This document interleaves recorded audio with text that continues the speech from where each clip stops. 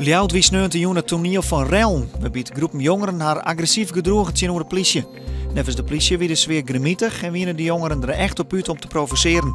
De politie kreeg assistentie van onder andere de Marechaussee en Hoen. Er is geen crisis bij sportclub Heerenveen, dat zei directeur Robert Veenstra. Sportief gaat het net al te best met de voetbalclub. Ze staan de 16e in de Eredivisie, maar de club is financieel weer zoen.